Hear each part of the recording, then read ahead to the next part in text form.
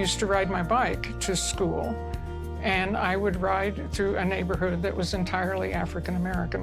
And if I had known then what I know now, my best guess is those homes didn't have indoor plumbing. There probably were all kinds of inadequacies that the community did not support. But I loved that neighborhood because the kids were playing in the street and the neighbors were sitting on each other's porches and talking to one another, and it just always struck me as such a beautiful, warm community. And I thought, why can't these people live in my neighborhood? I mean, I knew something was amiss, and it stayed with me. I wanted to have some kind of impact on the ability to have a safe, affordable home. And I feel like I was so fortunate because just one door after another opened. Hi, welcome. Come on in. We've got coffee and scones. I was the director of the Housing Trust Fund project at the Center for Community Change for some 30 years. I am pleased to follow the testimony of Mary Brooks, who is really the mother of the Housing Trust Fund movement. People always say, well, you're the expert in this. And I say, well, it's easy to be the expert if you're the only one doing it, which was true.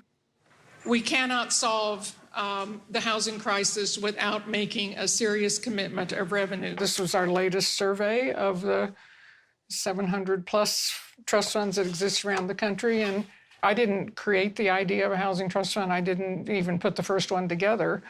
There were maybe 5 in the country when I started the project. And so I looked at those and I said, you know, we really know how to provide housing for everybody. It's not like it's a secret. We know how to produce housing. We know how to make it affordable. We're just, as a country, not willing to make the financial commitment to do so. And that's all a housing trust fund does, basically, is it says we're going to find the money and commit it and dedicate it to providing affordable housing. And so I wrote that up. I sent it to maybe 20 people that I knew in the field. And the Charles Stewart Mott Foundation called me up and said, we'd like to fund your project. If foundations hadn't supported the project, it wouldn't have happened. We couldn't have worked with the groups that we worked with if they had had to pay my travel for me to come. I mean, it just wouldn't have happened. So if we hadn't had that ongoing support, the project really would not have been a success. And I had worked with Andy Mott at the Center for Community Change and Pablo Eisenberg. I called them up and I said, I need a nonprofit to take this money. And they said, oh, we'll take it. And that was literally it. And so they adopted me, and my feeling is it was like the right idea at the right time. Since you're walking right past, these are some photos of classes that my husband and I have done. This is Jim, my husband, through his school or skills that we started about the same time I started the Housing Trust Fund project, around the early 80s. I actually ran the Community Development Block Grant Monitoring Project, and we would work with groups across the country to hold their cities accountable in how they spent that money. That's also how I met my husband. I was just plain lucky in who I married. He not only believed in it as I did, but he was really, really supportive. He has his own compassion about working in and teaching people to relate to their natural environment. With survival, shelter is priority number 1. The animal world is like that too, and everything revolves around where they live, so that's housing. And all that contrast, that kept me sane. In nature, I use more intuitive skills to be aware of where I am and aware of the environment and relate to it in a way that's not intrusive, but compatible. I think it was very important in the technical assistance that I gave that my role was really to be where you are in the work that you're doing and to figure out how to advance what you're doing. That was part of what defined how I structured the work. I really did not want to fight everything that was going on at the federal level and decided to focus on city, county, and state efforts.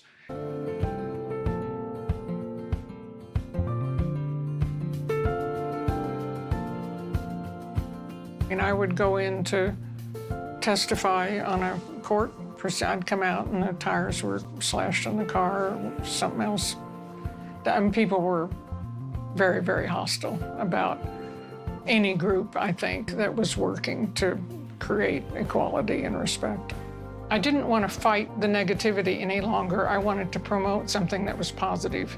And that was a very big element of how I structured the Housing Trust Fund project. And so giving people something that they could grab and fight for that would actually make a difference, I think was really important. And I think that's why people came to us, because it was like, okay, you can give us something that we can actually win.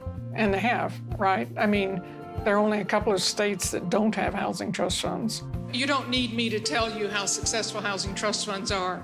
I can let them speak for themselves. Nebraska has awarded nearly $16 million to provide more than 800 units of housing and created more than 1,700 jobs. New Jersey has committed almost $300 million. Illinois commits 16 to 20 million each and every year from its housing trust fund. Vermont has committed more than 38 million through its trust fund to provide nearly 2,500 homes. Sacramento, California has committed more than 19 million to provide another 2,000 homes. St. Paul has put more than $27 million into 260 affordable housing projects. Chicago, $37 million to subsidize 11,000 units.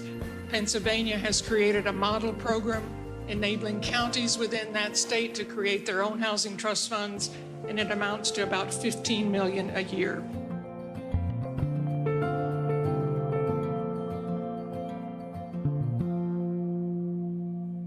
The Housing Trust Fund campaigns take a long time. The average period for a campaign to be successful with a Housing Trust Fund was 3 years. And there are some campaigns that I worked with for 10 or 15 years before they won.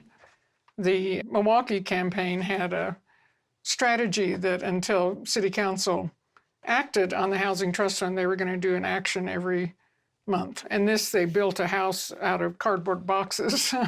And then it rained, of course, on the day that they did this, but that was one of their actions. And so I kept this handwritten, it's not even on the internet, log of every conversation or interaction that I had with anybody. And I have these going back, 20, 30 years for absolutely every single campaign I worked on. And this was so useful to me. And it really helped me strategize about moving forward with people.